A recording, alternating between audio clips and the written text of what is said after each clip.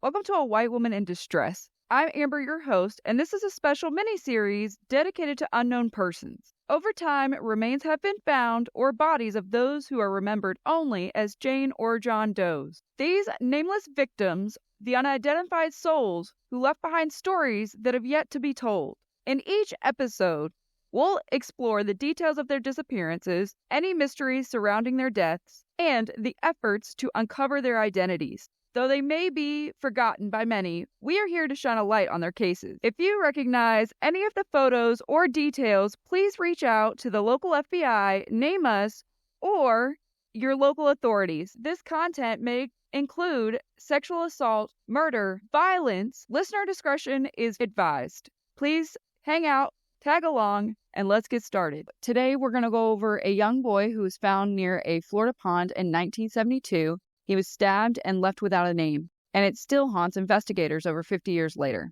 His story is filled with strange clues like a stolen bicycle, a missing identity, and the suspicion of unspeakable abuse. Today, we revisit his story in hopes that time, new technology, or even a listener like you might help us to solve this heartbreaking mystery. May 7th, 1972, the body of a young boy was discovered near Indian Pond Road in Daytona Beach, Florida.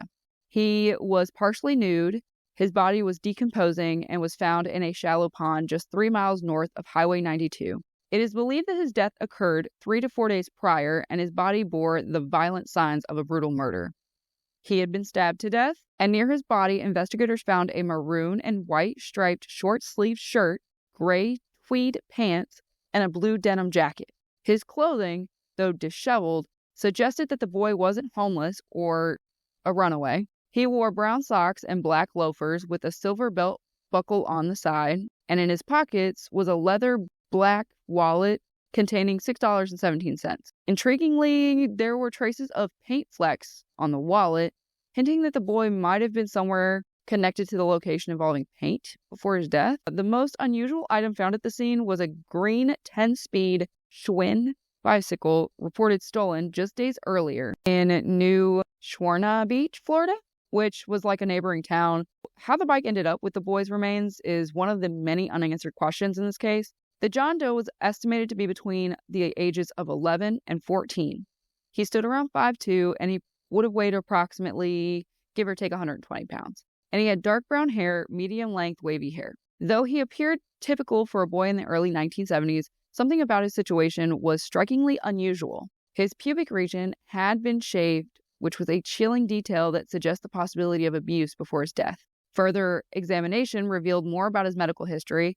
He had a benign bone tumor on his right leg, common for male children of his age. He also had a congenital condition in which his bones in his feet were fused together. This condition, however, wouldn't have caused any pain or symptoms, and it most likely would have been unnoticed by both the boy and his parents or anyone around him. At first, investigators believed him to be in his late teens or early 20s, but a re-examination in 2013 corrected that estimate, placing him as much younger, likely in his early teens. From the start of identifying the boy, it's been an uphill battle.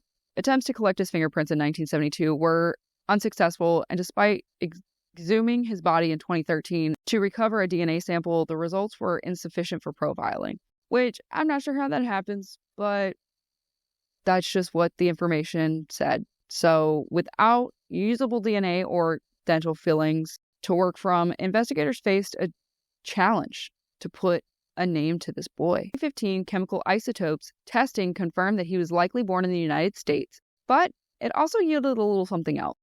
Despite the lack of physical evidence, forensic artists have worked tirelessly over the years to recreate what the boy may have looked like, hoping that someone might recognize him from the images. Artists like Judy Reimer and Joe Mullins have provided reconstructions of his face, bringing his case back to the public eye in hopes of a new lead. The clues left behind raise a number of troubling questions. The stolen bike found near the scene is a key detail. Was it in the possession of the boy, or was it actually from someone else who was at the scene? Since the bike was found near the scene, it's a key detail. Now, had somebody else stolen it and brought the boy into a dangerous situation? The fact that his wallet contained money and paint flecks suggests that he wasn't living on the streets. But who was he? Or why has no one come forward? to claim him or even say, hey, my kid's missing. One of the most disturbing details was, the shaving of his pubic region, which is very weird, very odd, and very disturbing, which points to the potential of sexual abuse.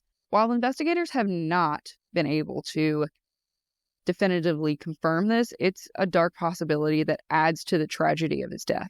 John Doe's body showed no signs of prolonged struggle for survival, leading some to believe that he might have been taken or manipulated into a deadly situation. Was he a runaway or was he taken from his family? There's just so many questions. Could he have been far from his home, or was he super close to his home? Or even more chilling, did his family have knowledge about what happened and then they just didn't say anything? Despite the advances in forensic technology, unfortunately, John Doe's case still remains unsolved. His body, after being exhumed and re-examined, was returned to Cedar Hill Cemetery, where a headstone reads, "Unknown Boy, May 1972. And it serves as a reminder that justice has yet to be served for this young boy who was left behind with so many unanswered questions. But there's still hope.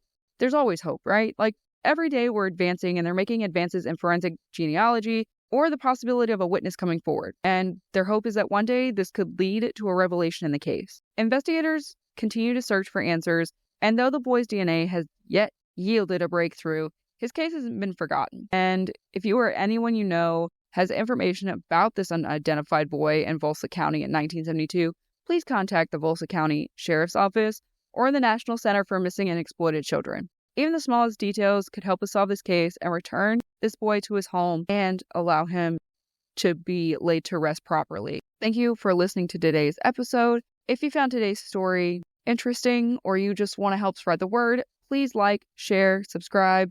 Together, we can continue to raise awareness for these cold cases, ensuring that no victim is forgotten. Until next time, stay safe and vigilant. And remember, if you see something, say something and do something.